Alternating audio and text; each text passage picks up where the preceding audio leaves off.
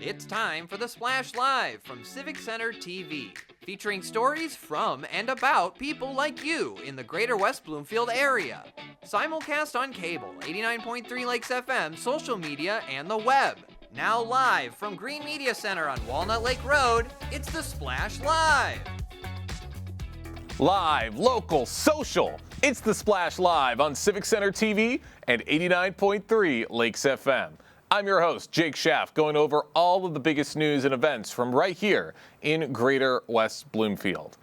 It's springtime in Greater West Bloomfield, and Kego Harbor is gearing up for an eventful spring and summer of fun. But before the block parties, parades, and other activities, the community first had to do a little bit of spring cleaning. Civic Center TV reporter Tyler Kieft has the story. A gloomy day didn't stop residents of Kego Harbor from volunteering in their city, getting into the muck to get Kego ready for a beautiful sunny summer ahead.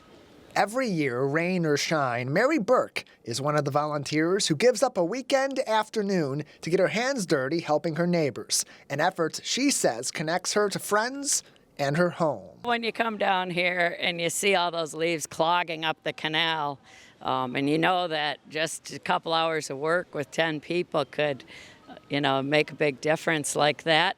It's just kind of fun to get a pitchfork in your hand. I'm a youper, and I was used to working around the water, so I saw the need, and it's a great group of people that work together every year, and I like to volunteer. Kirsten Sonneville Douglas was, as usual, among the people giving their time and hard work for the cleanup as she begins her busy spring and summer of spearheading events, but says it's volunteers like Mary Burke and others that drive summer fun across the heart of the lakes. We love our community, right? Everyone says Kego's got heart. We really do. I mean, there's no doubt about it when you look at the people that are volunteering and just trying to give back. So they want to make sure that they're making their community better. Mary Burke, I have to give her a shout out. She's always out here with her hat on in the cold, whether it's raining, snowing. The Willow Beach residents will help during the year to kind of help maintain it as well. So I have to make sure we acknowledge them. And then we've got Parks and Rec commissioners. We're all volunteers out here doing the heavy lifting today, literally heavy lifting. The annual Willow Beach Canal cleanup is the de facto start of the spring-summer calendar for Kego Parks and Rec, but serves a far more important purpose than simply readying the parks for fun and games. Fran Leaf Park has that pond, but there's a canal that leads out here to Cass Lake, and when the leaves from the winter or the fall in the winter come and get pushed into the canal, then we end up with sewage smell, we can end up with extra critters that we don't want, and then just backing up of that canal. These are our parks, and we have to start taking care of them if we want to enjoy them, and we don't want the wildlife to, go into peril because we're neglecting what we can do. So, it's a beautiful area, and we have to respect the beautiful land we've been given here in Kego. Kego's volunteers say a little bit of your time can make a massive difference in the community and hope more people will get involved in continuing Kego Harbor's tradition of tender, loving care amongst neighbors. We're always looking for younger people to help us because we were saying we're aging out of doing this pretty soon because it's really physical work. So fun. I joke around that our commission's the fun commission, right? We're the ones that throw the parties. We do this work too. We've got our block parties coming up. We can get some help from the Memorial Day events. And so there's always something to do. You don't have to join the commission. We would love for people to join the commission, but even just giving an hour or 2 hours of their time will really make it a little bit easier for all of us. There are plenty more ways for you to get involved with Kego Harbor Parks and Rec. Volunteer opportunities all throughout the spring, the summer, and the fall. Learn more ways to get involved on Facebook at KH Parks and on kegoharbor.org. At Willow Beach, I'm Tyler Kieft, Civic Center TV. Big thank you to Tyler for going out and getting that story. Stay tuned with us all spring and summer for more fun with Kego Harbor Parks and Rec, and visit Facebook at KH Parks for a listing of upcoming events. Many young musicians had a big moment on a bigger stage recently. 12 talented 7th and 8th grade orchestra students had the incredible honor of performing at the Detroit Symphony Orchestra's Middle School Honor Day held at the historic Orchestra Hall. These amazing students proudly represented West Bloomfield, joining peers from over 50 schools across the region. They spent the day rehearsing under the guidance of renowned college-level conductors and refining their craft with professional musicians during sectionals. We are beyond proud of their dedication and the way they showcased the spirit of the West Bloomfield School District. Big congratulations to every single one of those students for an incredible honor and an incredible opportunity. You can see the photos online for yourself on Facebook at West Bloomfield Schools to see all the fun these kids had with the Detroit Symphony Orchestra. This summer, kids will have the chance to learn from a Detroit basketball legend. Don't miss your chance to learn the game from legend Gregory Kelser. Pistons legend Gregory Kelser, I should say. His 2025 basketball camp will be taking place at West Bloomfield High School from July 21st to July 25th for ages 7 to 17. This class is for beginning to experienced players, and you'll be able to learn various drills and exercises along with shooting and playing techniques to improve your skills. Interact with area coaches and players and go home a winner. For more info and to register for the camp, you can go to gregorykelser.com/basketball to learn more about this camp and to learn more about all of the fun these kids are going to be having this summer. April is National Stress Awareness Month. Every April, mental health professionals aim to increase public awareness about the causes and treatments for stress, as it can lead to a wide range of illnesses and risk serious conditions if untreated. I recently spoke with Birmingham Maple Clinic family therapist Carrie Craywick to hear more. Carrie Craywick. Carrie, thank you so much for joining us. Good morning. Thank you for having me. Absolutely. Happy to have you with us. Really interested in getting into this topic, a very important topic for a lot of people. Why is Stress Awareness Month very important, and how can it help individuals and families? Well, absolutely. Like you said, stress, we all encounter so much stress, and in a lot of ways, stress has got a really bad rap. Stress is a part of our life, and being able to deal with stress healthfully, like you said, will affect your physical health, will affect your relationships. So it's so important to have a healthy approach to stress and healthy responses to stress.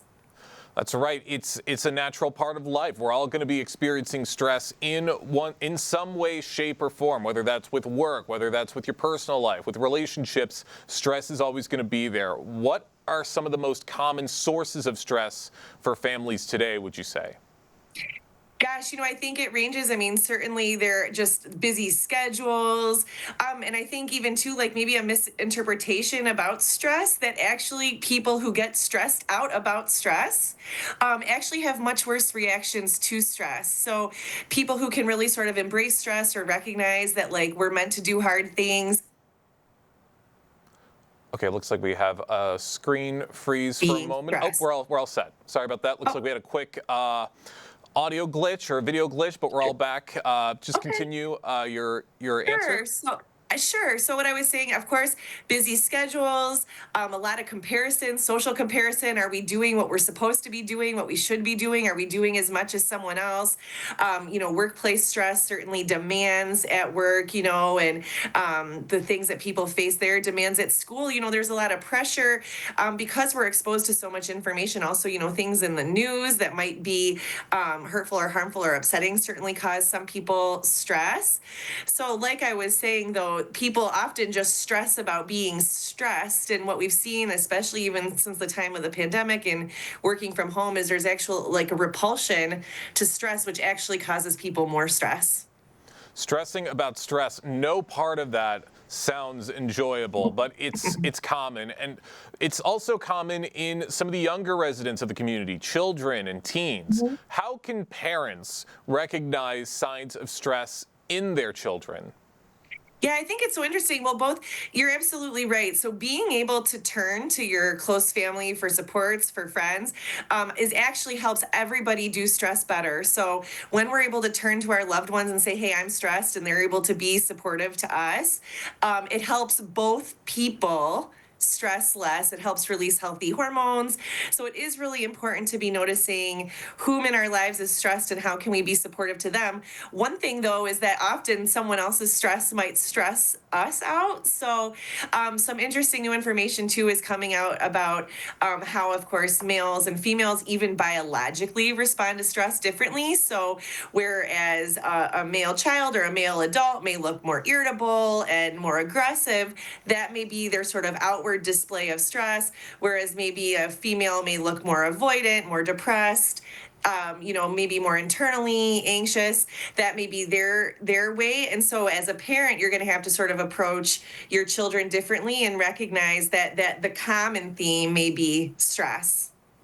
For those just joining us right now on the Splash Live, we have Carrie Krawick with the Birmingham Maple Clinic talking about April being National Stress Awareness Month and what families and residents can be on the lookout for in terms of managing stress. And that's all about what you're trying to do. You are trying to help to manage stress in people. What are some effective coping strategies for managing stress as a family?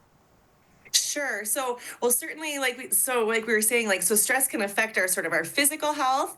It can affect our mental health, and it can affect our behaviors. So, physical health. One of the things that stress can do, like you said, it can increase sickness. It can increase poor eating, overeating, undereating, oversleeping, undersleeping. So, as a family, certainly making sure we have healthy sleep routines, healthy eating routines, healthy exercise routines, time outdoors, and time.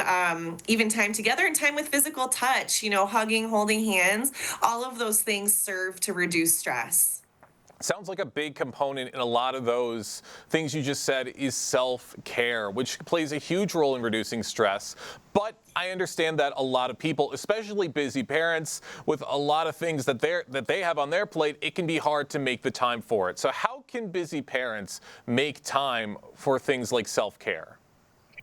For their self-care or the care of their children. I mean, I think sometimes just as brief as a couple minutes. I mean, some research shows that even like a 90-second meditation or, a 98-second just like breathing exercise can do wonders to reduce your stress internally. From like a parent-child standpoint or a relational standpoint, dedicating like 10 minutes of just time to be present, not necessarily to talk about problems, but just to be with each other, kind of screen-free, demand-free, and just kind of like 10 minutes of just time being together can also reduce stress, improve health, and improve the strength of the relationship, and also improve the trust to be able to reveal those things that cause stress. I mean, I think, like I said, sometimes it feels like we don't have the time or we're so tired and then we're stressed about being tired. We're stressed about being stressed later. We're stressed about being late. I mean, all of these things, the demands, they cause us to make bad behavioral choices, like maybe over-relying on caffeine or nicotine or alcohol or other stuff to just keep us going. But really, kind of limiting our screen use later in the day, limiting caffeine use, limiting alcohol use, all of those things are going to have benefits in our sleep and our physical health that in the long term are also going to reduce our stress and reduce our responses to stress. All very helpful tips to help keep everybody stress-free and to keep them relaxed. And how can open communication within the family help alleviate stress? Such an awesome question. So the research shows, like I said, is that when we share our stress, when we share our life with other people, we actually handle stress better. So like the cuddle hormones and the oxytocin, the things we expect, like from mothers and babies early in their life, when in our families and our relationships, we connect and we talk about our hopes and wishes, about our fears and our embarrassments. When we talk about sort of the ins and outs of our life, we actually have better oxygen flow through our body. We actually have better of the healthy hormones through our body. We have a reduction in stress hormones. And it's actually one of the benefits of a therapeutic relationship that if you don't feel comfortable sharing with people in your personal life, that some of that same effect can be gained in a therapy relationship. That's right, and I want to touch on that just a little bit because we can do a lot of things to help reduce stress, but in some cases, stress can become unmanageable for some people. What are some signs that stress is becoming unmanageable, and when would be that moment that someone should seek professional help, would you say? Sure. So as therapists, we always think about intensity, frequency, and duration. So we are made to have stress. We are made to encounter stress. I always say it's like starting a lawnmower to get you going. A little bit of stress kind of pumps us up, amps us up, and gets us ready to go. And that stress is good stress. So if we have a brief burst of stress and then we sort of get the momentum we need to roll through our life, that's acceptable. So we should have stress and then rest. But if your stress is constant, it's intense, it's interfering with areas of your life, it's interfering with your social relationships, it's interfering with your sleep, it's interfering with your health, and there's not periods of break in between, then that's really a sign that you need more help. I love that lawnmower analogy. That is so perfect. Once again, Carrie Krawick from the Birmingham Maple Clinic is joining us right here on The Splash to talk about April being Stress Awareness Month. And Carrie, one more quick question before we let you go. Are there any resources or community programs available to help families who are currently dealing with high levels of stress? Certainly. I mean, there's lots of resources available, for, again, if it comes to, if you need to get outdoors and, you look at your local parks and there may be even like Tai Chi or, opportunities for meditation. Some are free opportunities, and a lot of the parks and recs are offering things like that, or group hikes, opportunities to be together and outdoors. Certainly, any of the government pages, the National Institute of Mental Health, any suicide awareness hotline pages, those are also going to be able to guide people towards healthy choices, and the things to be able to recognize, to say, hey, what are the signs that I need more help, and then some direction into how to get it. All great information. Carrie, thank you so much for joining us today here on The Splash Live to talk about this. Thank you so much for having me. All very important information to have out there throughout Stress Awareness Month. So again, we appreciate Carrie Krawick for stopping by and for giving us all of that information here on The Splash Live. In just a few short weeks, the Chaldean Community Foundation will be opening their brand new building right here in West Bloomfield. And they're commemorating this moment with a ribbon cutting event that will be taking place on Friday, May 2nd from 12 o'clock noon to 2 p.m. Here to tell us more about the event and to share his thoughts on the new building, we have Tom Haji joining us on The Splash Live, a board member with the Chaldean Cultural Center. Tom, good morning. Hey, good morning. Thanks for having me. Absolutely. Glad to have you with us. Really, really happy to hear about this brand new building making its way to West Bloomfield. What does this ribbon cutting ceremony represent for the Chaldean Community Foundation and the Chamber of Commerce? Well, we've made tremendous strides these past 20 years since our inception of the Chaldean American Chamber of Commerce. And, West Bloomfield is home to many Chaldeans. I believe 20 to 25% of the population is Chaldean. So it's been long overdue for us to launch this building. It's very exciting. We're excited about May 2nd and looking forward to all the dignitaries. And the governor will also be here. So we're excited about it. That's great. It's such a big deal for the community. You should be very excited. Can you share some of the highlights or unique features of the new facility that attendees should look forward to seeing? Oh, yes, definitely. This is definitely different from our Sterling Heights facility, which is mainly focused on social and humanitarian and program-based programs. We service over 48,000 people over in our Sterling Heights facility. This facility will be mainly for cultural competency, cultural awareness. So we're going to have a library that will host a lot of our old manuscripts dating back to 500 AD. We'll have the only Chaldean museum. We're moving it from Shenandoah to our facility here and doubling its size. Again, the only Chaldean museum in the world right now, unfortunately. But we'll have a TV radio station. I'm actually sitting inside the TV studio, as you can see the backdrop there, trying to keep up with you guys.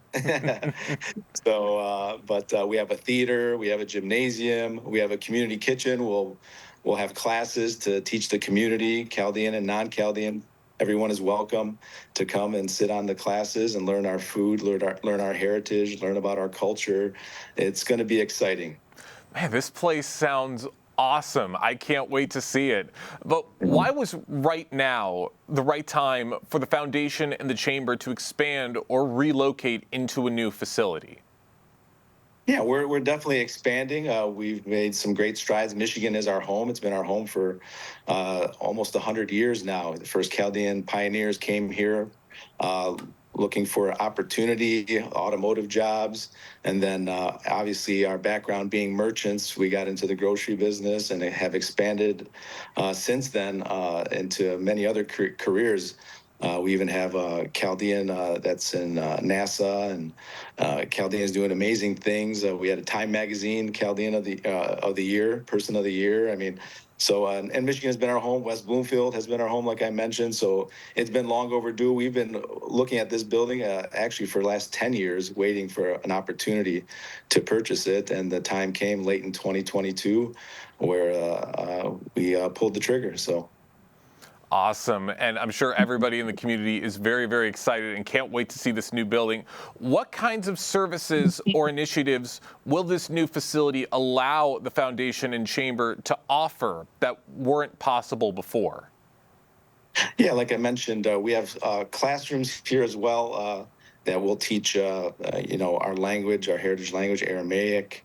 We'll also have some other classes depending on what the need is. Obviously that's how Sterling Heights started. Sterling Heights started off as a 1,100 square foot building, and now we're at 30,000 square feet over there. This building is 42,000 square feet. So it's going to have like I mentioned, classrooms to teach our language. We'll have a business incubator. Back in 2020, we launched a angel fund and have invested in 7 companies, and we have over 1,000 chamber members to date. And so we're offering our services to assist them in business development and other opportunities. Again, our motto is, building business, building relationships, building community. So, and again, the gymnasium for youth programs, the theater to hold, special events, documentaries, the TV radio station. We'll have the Chaldean Voice here as well. So a lot of exciting things happening. The Chaldean Chamber offices will be here, the Chaldean News. So exciting stuff. Very, very exciting stuff. For those just joining us right now on the Splash Live, we have Tom Haji, a board member with the Chaldean Foundation of Michigan, talking about the brand new Chaldean Cultural Center that's making its way to Michigan and will be having its ribbon cutting in West Bloomfield on May the 2nd. And Tom, you touched on this a little bit earlier, but how does this new facility reflect the growth and resilience of the Chaldean American community here in Michigan? Well, it's definitely a big milestone for us. In 2008, we did a survey. Walsh College conducted a survey where there was only 100,000 Chaldeans in Michigan, and we recently refreshed that survey. We're roughly around 200,000 Chaldeans. So it's a huge milestone. We finally have a voice, not only in Michigan, but in Washington, D.C. and around the world. Our president has recently visited the Middle East, and we're building bridges there as well. And so our voice is being heard all the way through the state capitol, D.C., and around the globe. So it's a pretty big deal for such a small community. There used to be over 1 million Chaldeans in Iraq, not too long ago, and now there's less than 200,000. And so this is our new home. So. And it's a very great home to have. Tom, what message do you hope this new space sends to young Chaldean professionals and entrepreneurs? Well, they should be proud. They should be proud to be Chaldean. They should get more involved. We the next generation. I know if we don't keep our language and our heritage going, we're going to lose it, and we don't want to do that. We have a very long history, over 5,500 year history, and Jesus spoke our language, and it's something to be proud of and something to get more people involved. So we need the youth to get more involved, and we have a very strong community here in West Bloomfield and Sterling Heights, and we just ask that everybody make their way through and see how we can keep the growth going. Of course, and we want to see this community grow as big as it can possibly be. Tom, just a couple more questions before we let you go. Looking ahead, what are your hopes for the future of the foundation and the chamber as they settle into this new home? Our hopes is to continue our mission. We're building attainable housing in Sterling Heights. We want to do something in in Oakland County. We're building 135 units right now that will be complete in the next month or so. So we'll have a nice ribbon cutting over there. And then we're planning on building another 82 units in Sterling Heights. But definitely West Bloomfield, Oakland County, we want to do something in this area. And again, this is where most of our people live, and this is our home. And we just hope that we continue the growth, continue the awareness to the community, and educate people on who we are and what we're made of. Absolutely, and everyone is going to love what's to come with the new Chaldean Center. Tom, one last quick question. Where can people go to gain a little more information about this ribbon-cutting event? Oh, they can simply visit, our website, chaldeanfoundation.org or chaldeanchamber.com. Our social media handles as well on Facebook and Twitter and the rest of the platforms, LinkedIn. But yeah, we're excited. It's going to be more of an intimate ribbon cutting, and then we'll have an official grand opening a couple months later to open to the public. So. Awesome. Great information to have, and a great building that's making its way right here to West Bloomfield. Tom, thank you so much for joining us today here on the Splash Live. Thank you for having me. Thank you. Absolutely. This building is going to bring so many great things for the West Bloomfield community and the Chaldean community. So we appreciate Tom for providing all of this information on the ribbon cutting that's taking place May 2nd. We're just getting started here on the Splash Live. Plenty of other big stories and topics to get into right after this break. Live, local, social. It's the Splash Live on Civic Center TV and 89.3 Lakes FM. We'll be right back with the Splash Live. Hey everybody, I'm Oakland County Executive Dave Coulter, and I want to congratulate Civic Center TV on surpassing 1 million views on YouTube. That's a huge milestone, and it's more important than ever in this day and age that we have good, independent, local, reputable journalism. And I want to congratulate Civic Center TV on this important milestone. I'm Dave Coulter, and I'm proud to be one in a million.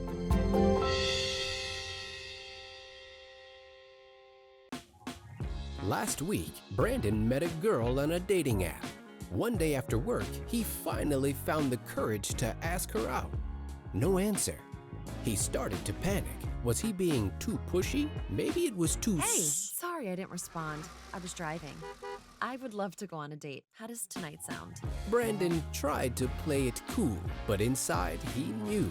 A girl so smart, so responsible. She must be a keeper. If a fire broke out tonight while you were sleeping, would you and your loved ones be able to get out safely? Take a few minutes to plan your escape from a fire and practice it with everyone in your household. Make sure everyone knows 2 ways out of each room if possible. Have a meeting place away from the home where everyone can meet and call the fire department from outside the home. Remember, get out and stay out. Be safe and have a great day. Missed one of our live broadcasts or one of your local municipal meetings? Check it out online at civiccentertv.com. Every meeting, show, and interview on demand. Thank you for watching and listening to Civic Center TV and 89.3 Lakes FM. And now, back to the Splash Live. Live, local, social. It's the Splash Live on Civic Center TV and 89.3 Lakes FM. I'm your host, Jake Schaff, going over all of the biggest topics and events from right here in Greater West Bloomfield. Just recently, Jewish Senior Life launched a senior education program with local universities. Jewish Senior Life of Metropolitan Detroit has launched their Live and Learn community project, providing education opportunities for some of the many seniors of our community. Nancy Siegel-Heinrich, the CEO of Jewish Senior Life, told us all about it on The Splash not too long ago. Nancy Siegel-Heinrich joining us right now. Nancy, good morning.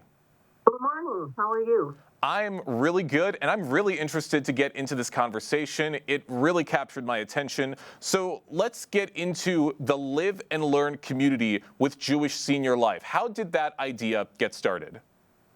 Well, all across the country, there are some university towns that have built some senior complexes right on the campus.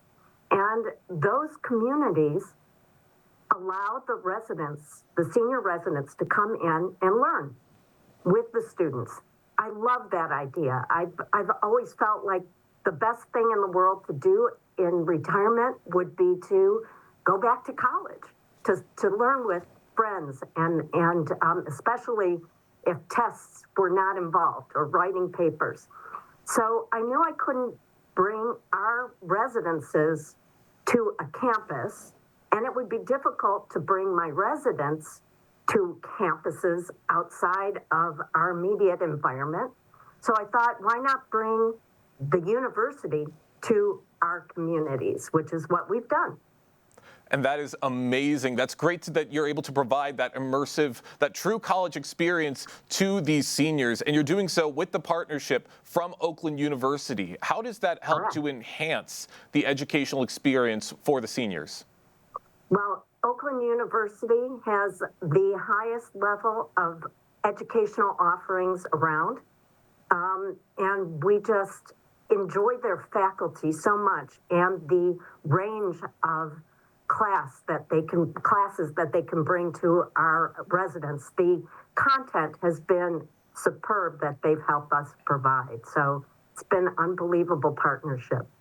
I can imagine so. And I'm really curious to ask, what are some of the classes that this program helps to offer for the seniors at Jewish Senior Life? You know, if you don't mind, I'm going to read about some of them on my cheat sheet here, because I don't want to get the nature of these classes at all incorrect. American political institutions, Congress, the presidency, and the Supreme Court.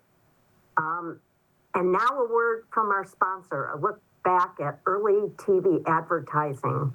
Everything you need to know about artificial intelligence, but we're afraid to ask. A history, La Traviata, opera at its finest. Our residents are just thriving with this classwork. It's unbelievable. Wow, some of those classes sound really, really interesting. I'm curious in checking some of them out myself. But what are some of the key benefits that some of these older adults experience from participating in these educational programs with JSL? So, of course, they get intellectual stimulation and learning opportunities and growth opportunities. But beyond all of that great benefit of exercising your mind, staying young, is the socialization of learning together. Our residents, even though they are in close community with one another, now have opportunities to share meaningful conversations about content that they've learned together. So socialization is a huge key to this. Absolutely. This would provide much more opportunities for these seniors to communicate with one another, forming these bonds all over a shared interest in the classes that they're taking. That sounds incredible. For those just joining us right now on the Splash Live, we have the CEO of Jewish Senior Life, Nancy Siegel-Heinrich, joining us right now on the Splash to talk about the Live and Learn community program that's happening with Jewish Senior Life. And having had this program for a while now, what has been some of the feedback from the seniors who've participated in this? The seniors are just so thrilled. We've had people say this is the best experience of their life, or they feel young again, or they're just delighted to have these opportunities. So as the CEO of an organization that supports older adults, there's no more beautiful feeling than that you're supporting your residents in their continued growth. It's beautiful. I can imagine so. It sounds like a very beautiful experience. I can also imagine that maybe there's some seniors who might need a little bit of help to get started and to get things going with classes like these. So what unique strategies does Jewish Senior Life use to foster engagement and connection among these residents during these courses? So what we do is we offer an entire range of opportunities. We have small learning opportunities that are suitable for some folks, where you might be together with 4 or 5 students and be in a writing seminar or a short story seminar. Then we have lecture styles that are larger and more more about the give and take between the professor and the resident. And we also provide outings that are related to the content that we share with them. So, for instance, our class on La Traviata went to the Michigan Opera Theater to see the opera. So they got to engage at an even more personal level with the actual content and the principles of the theater. Wow, very immersive experiences. I like that in giving these seniors the opportunity to see some of these courses and see some of these shows up close. I really love hearing about that. And how does the Live and Learn community contribute to the physical, social, and emotional wellness of the JSL residents? Well, of course, there is a trend in older adults to cocoon and not be as social as they could be. So the first thing that happens is people come out of their apartments for these special opportunities and they get to be together. So there's that socialization aspect. There's the activity of going to and from the classes and sharing in our graduation ceremonies. So when you stimulate the mind and you stimulate socialization, the benefits of increased longevity, better cognition, keeping your mind active, all of those things together, it's magic. Well, I'm really excited to be hearing about this program. I hope it sticks around for a very long time, Nancy. One more quick question before we let you go. How do you hope to see the Live and Learn program expand, and what are your goals to expanding it to other residences? So we are anxious to expand the program to all of our communities. We have 6 communities on 2 campuses, one in West Bloomfield and one in Oak Park. We have independent living, assisted living, and memory care. And we have market rate communities and HUD subsidized communities. And we feel that content at this college level is appropriate for everyone. So we are out there obtaining funding as we can to make sure that we can bring this experience to all of our residents on all of our campuses in all of our buildings. So it's just an opportunity that we think is so perfect to engage our residents and to enrich their lives, which is part of our mission, a huge part of our mission. And of course, we are Jewish Senior Life, but we're open to people of all faiths and beliefs, and we welcome everybody to come, live with us, and learn with us. I want to see this program expand as far as it can go. I can't wait to see what's to come in the future. Nancy, thank you so much for joining us today here on The Splash Live. My pleasure. Thank you so much. Such a fun program with Jewish Senior Life, and it's great that a lot of these seniors are getting another chance to continue their educational journeys. So big thank you to Nancy for stopping by and for telling us all that information about the Live and Learn program. The National Weather Service is currently seeking volunteers to observe rain patterns across southeastern Michigan. The Weather Service has long relied on observers, and the reports help to track precipitation patterns, verify forecasts, and assess flooding potential. Sarah Schultz from the National Weather Service recently joined us on the Splash Live to tell us more. We have a meteorologist with the National Weather Service of Detroit and Pontiac, Sarah Schultz, joining us right now on The Splash. Sarah, good morning. Hi. Hi, good to see you. Happy to have you with us. Really interested about this position for people to be getting with the National Weather Service. Can you explain why volunteer precipitation observers are so important to the National Weather Service? Yes, again, thank you for having me. And of course, we really need precipitation observers. And this program that this is through is called COCORAS, which stands for the Community Collaborative Rain, Hail, and Snow Network. And they are observers from all ages and backgrounds that measure precipitation for us, not only rain and snow, but hail too. And again, it just allows people to become a part of a community-based science network And again, that allows for us to help, with forecasts, flooding, drought, and it's not only used by us here at the office, but it's also used by farmers, city utilities, emergency management, engineers, and research too. So it's used across the country, and you can go on to kokoros.org for this. But yes, it's very important, and it helps us, with a lot of things. Wow, sounds like it makes a really big difference for the National Weather Service. And what kind of training or equipment do volunteers receive to report this precipitation accurately? Yes. So to join Kokoros, you'll go on the website, and right on the upper right, there's a item where you can click Join Kokoros. There you will sign up with all your information, and all it takes for training is to watch a few videos, which are a lot of fun to watch, and you are ready.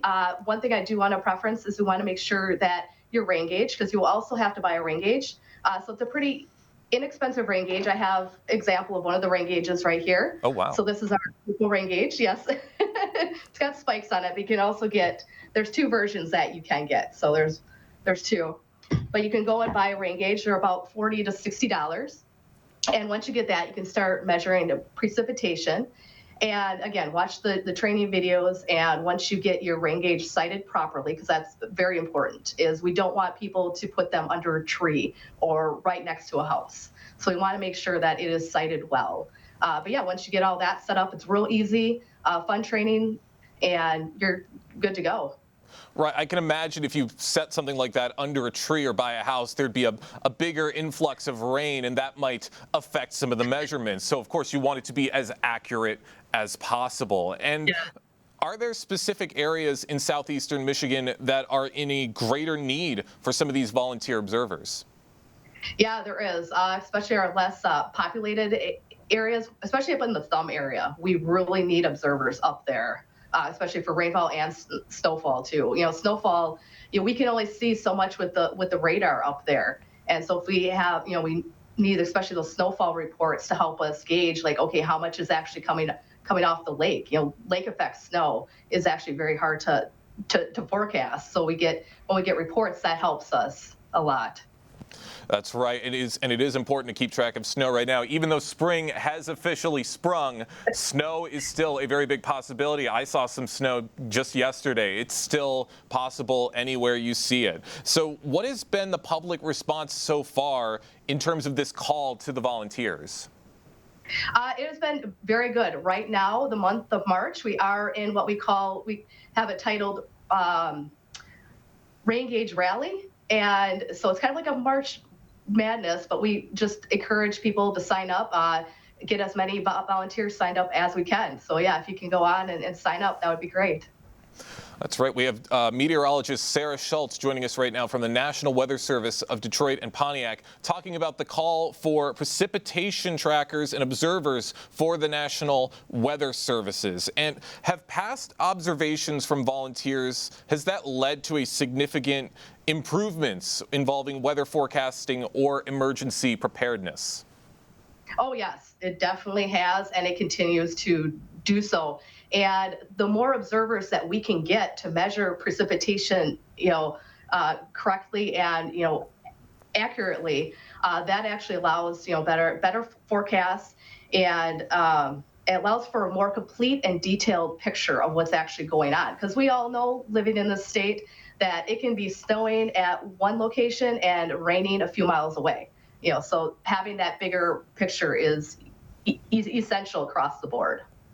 I would imagine so. And I'm curious, are there any challenges that can arise with some of these volunteers in ensuring that volunteer data is consistent and reliable?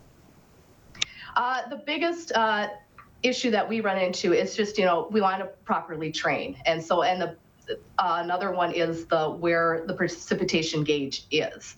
We don't want it on a roof or anything like that. There are certain criteria that you need to be careful of. Again, put it out in an open area and know how to, what you're reading too.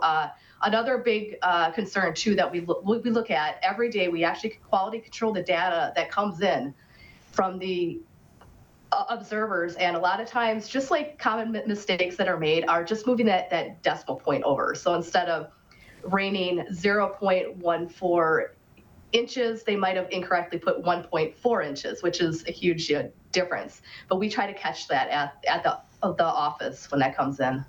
That's right. You gotta stay alert and you gotta watch out for mistakes like that.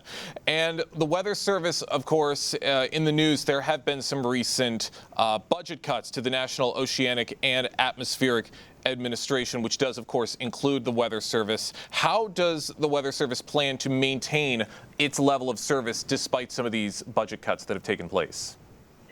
We still continue with the mission here at the office, which is protection of life and property. And Kokoros, we do work with them. They're based out in Colorado, so it's not actually with the Weather Service. But again, all that information comes in and we all use it, and it's all combined. So we all work very closely together. So that will be, continuing. That's absolutely right. All of that information and all of that teamwork makes a huge difference. Sarah, last question before we let you go. What advice would you give to someone who might be watching this, who's considering to be signing up to become a precipitation observer? Have fun with it. This isn't, we don't want you to be stressed out about it or anything, but just, have fun with it. Sign up, look at the videos, watch it, and then just be curious about, okay, what is, what's happening, what's snowfall. And it's great to always kind of learn something new. And even if you just have a little interest, in rain and snow, it's a great thing to do. And you don't have to do it every day either. And that's a big thing too. Like, you can go on vacation and then come back and do it. So that's really nice with this program. It sounds like an incredible program. Can't wait to see what comes from it. Sarah, thank you so much for joining us today here on the Splash Live. Thank you. Thank you for having me. More incredible programs that impact everybody out here in Greater West Bloomfield, and ones that can help impact people all across the world. Appreciate Sarah for stopping by and for telling us all about this great program with the National Weather Service. Plenty of other great stories to get into right after this quick commercial break. Live, local, social. It's the Splash Live on Civic Center TV and 89.3 Lakes FM. We'll be right back with the Splash Live.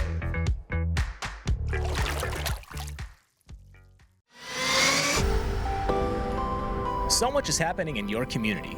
Join Jake, Tyler, and Kevin for local events and developments on the Splash Live, weekdays at 10 a.m. on CivicCenterTV.com, YouTube, and Facebook.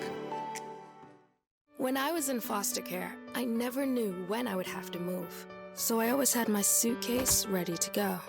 Then one day, I was adopted. My new parents opened their hearts and home to me. My parents cook my favorite breakfast for me every morning. My parents take me on trips I never thought I would go on.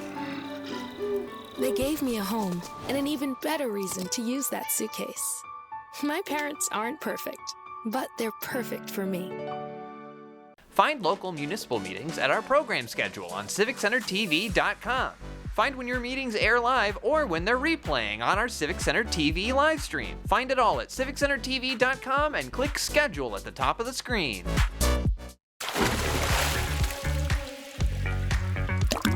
And now, back to the Splash Live. Live, local, social. It's the Splash Live on Civic Center TV and 89.3 Lakes FM. I'm your host, Jake Schaff, going over all of the biggest news and events from right here in Greater West Bloomfield. Celebrating Passover with an impactful campaign. Chabad Lubavitch of Michigan has launched a statewide initiative to deliver over 12,000 hand-baked Shemora matzahs ahead of Passover, ensuring no Jew left behind. The effort aims to reach Jewish homes from urban centers like Detroit to rural towns, fostering unity, tradition, and inclusion. Here to tell us more is the VP and Executive Director of Chabad Lubavitch of Michigan, Rabbi Kazriel Shemtov. Rabbi, good morning. Good morning. Good morning.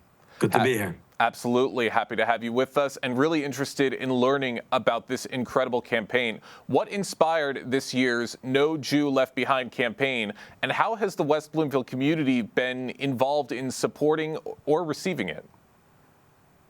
Well, every single year when Passover comes, we head out with a campaign to be able to reach out to our fellow Jews, be able to bring the spirit of Passover. Every Jew should feel welcome. Every Jew should feel part of it. And so many do. It's the most practiced holiday within the Jewish community. And we do that. One of the methods is by handing out the matzah, which is the centerpiece of our Seder, the handmade matzah that we eat on the 2 first nights of Passover.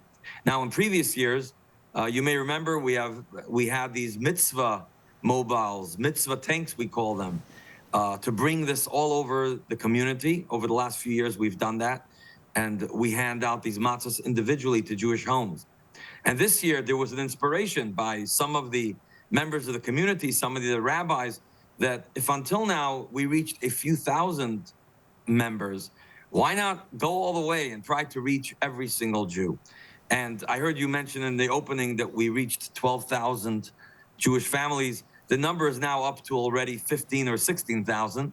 Wow. We're still going strong, still trying to reach as much as possible. And it's with a great spirit and enthusiasm that so many members of our community are trying to do that. That is incredible. I love hearing that the numbers keep getting higher. And you just touched upon what a Shemura Matzah is. How do you see the Shemura Matzah helping local families connect with their heritage and faith during Passover? Well, Shemura Matzah means protected matzah. Spiritually, from a Jewish perspective, this matzah is called the bread of faith, and it's also called bread of healing. And when you sit down at this Seder and you have the biblical commandment of eating this very matzah, to a Jewish person, that's very important. And when we give that opportunity and that possibility for every single Jew to be able to participate with his community and celebrating his heritage and celebrating this special mitzvah, that brings people closer. It allows Jews to be able to feel connected, embraced, taken care of, and being able to celebrate the holiday of our freedom. Remember, the matzah, the commandment, the biblical commandment of matzah is that the Jewish people were enslaved in Egypt, and God took us out through our leader Moses, and they didn't have time for their bread to rise. They were taken out from Egypt in a miraculous fashion, and therefore the matzah was flat. And that's why we are given the commandment to eat the matzah every year, to remember that celebration, to remember that commandment, to remember that exodus of Egypt. So when we all do that together on the Passover night, the first 2 Passover nights, that is truly a great celebration, and every Jew could be able to feel part of his community and part of that message of freedom.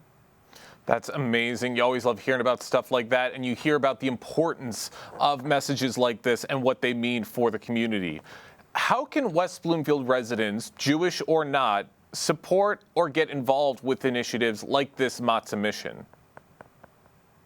Well, the first initiative is we should care about each other.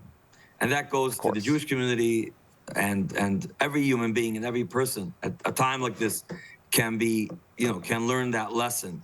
I would like to also, before we get into that, I would like to just share another message of the matzah. Of course. The spiritual message of the matzah. What is the difference between what we Jews eat on a Friday night, which is challah, beautiful bread, and the matzah? So as I said earlier, the matzah didn't have time to rise. Typical bread, you let it sit, you let the dough sit for a while, and it rises, and it's inflated. And in many cases, it's tastier. The matzah is flat. It's flour and water. It had no time to rise, so it's like a cracker. So what is the difference? So spiritually, we're told that each one of us, we are blessed with many characteristics given to us by God, and one of them is that we have an ego. And sometimes it's an inflated ego.